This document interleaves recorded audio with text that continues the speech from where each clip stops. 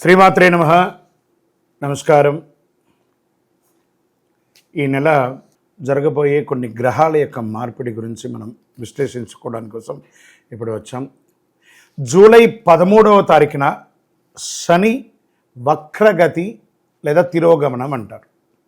మరి ఈ శని వక్రగతి అంటే ఏంటి, దీనివల్ల వచ్చే లాభ నష్టాలు ఏంటి, ఏ రాశుల మీద ప్రభావం పడుతుంది, శని వక్రగతి ఎప్పుడు స్టార్ట్ అవుతుంది, ఎప్పుడు ముగుస్తుంది, వాటన్నిటిని మనం విశ్లేషించుకోబోతున్నాం.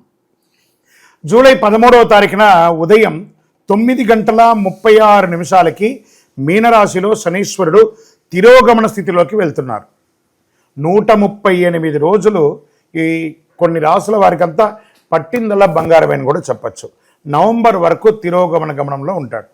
శని వక్రి లేదా శని తిరోగమనం అని పిలుస్తుంటారు కదా, అంటే ఏంటి అసలు ఆ శని వక్రీకృత ఏంటి అంటే భూమి దృక్కోణం నుండి శనిగ్రహం దాని కక్షలో వెనుకకు కదులుతూ ఉన్నట్టు అనమాట కనిపిస్తుంది. ఇది సంభవిస్తుంది. వేద జ్యోతిశాస్త్ర ప్రకారము వక్రి అనే పదం ఒక గ్రహం యొక్క స్పష్టమైన తిరోగమన కదలికను సూచిస్తుంది. అదే వక్రి అంటే. సరే, శని యొక్క వక్రగతి ఎన్ని రోజులు ఉంటుంది, ఎంతకాలం ఉంటుంది? జ్యోతిశాస్త్రంలో శనిగ్రహానికి గొప్ప దుష్కార్యకారకుడు అనే ఒక పేరు కూడా ఉంది. శని ఈశ్వర శబ్దం కలిగిన వాడు. అన్ని దేవుళ్ళకి ఈశ్వర నామం రాలేదు, దీనికి శనేశ్వర, తర్వాత తిరుపతిలో ఉన్నటువంటి వెంకటేశ్వర, ఈశ్వర శబ్దం కలిగినటువంటి 2 దేవతలు కూడా చెప్పచ్చు.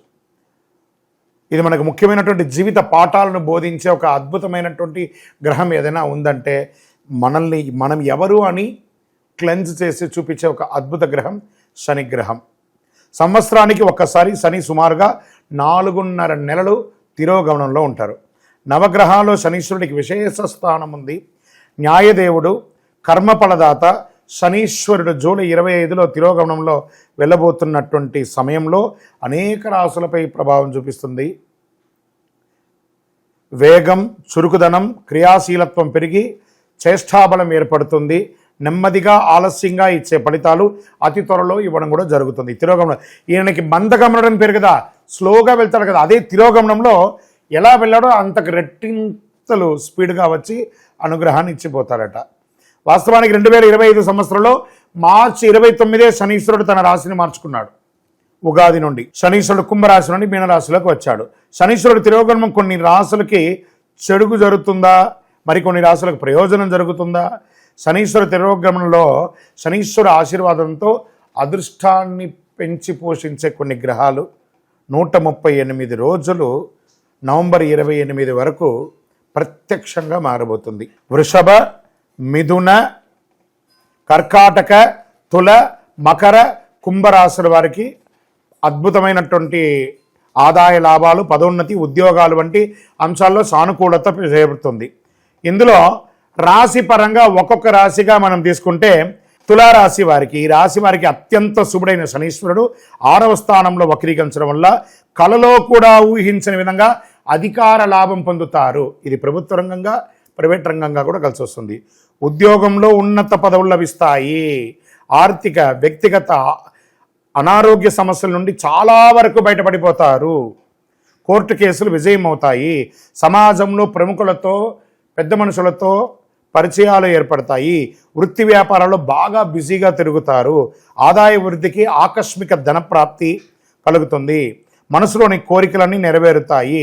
ఇందులో గొప్ప విషయం ఏమంటే అండి, మీకు ఎన్నో రోజులుగా పెండింగ్లో పడినటువంటి కార్యక్రమాలన్నీ నెరవేర్చుకోబోతున్నారు తులారాశి వారు. అద్భుతమైనటువంటి శని తిరోగమనంలో ఇంత అద్భుతం పొందబోతున్నారు. శని వక్రగతి తిరోగమనంలో పాటించవలసినటువంటి కొన్ని పరిహారాలు, నవగ్రహాలు అన్ని కూడా ఉన్నటువంటి ఒక దేవాలయంలో, ఏదో ఒక దేవాలయంలో నవగ్రహాలు ఉంటాయి. 9 నుండి 10:30 రావుకాలం ఉంటుంది శనివారాల్లో. ఆ సమయంలో ఒక 19 ప్రదక్షిణాలు చేయడం, మీ వయస్సు ఎంత ఉందో అన్ని నువ్వుల నూనెతో దీపం వెలిగించడం. మరి ఈ యొక్క శని తిరోగమనంలో వక్రగతిలో మంచి చెడు ఏ విధమైనటువంటి ఇబ్బందులు కలగకుండా ఇంకా కొంచెం మెరుగైనటువంటి అనుగ్రహం పొందడానికి అద్భుతమైనటువంటి ఒక కలిలో ఒక కల్పవృక్షం లాంటి ఒక అద్భుతమైనటువంటి ఈ యొక్క కరుంగాళి మాల, ఈ కరుంగాళి మాలను ధరించండి. 12 రాసుల వారు కూడా ధరించవచ్చు. ఇది ఒక అద్భుతమైనటువంటి ఒక మాల. ఈ మాల ధరించడం వల్ల గ్రహ దోషాలన్నీ తొలగిపోతాయి. ఏ విధమైనటువంటి నెగిటివ్ వైబ్స్ ఉన్నా కూడా తొలగిపోతుంది. ఆరోగ్యం చక్కబడుతుంది.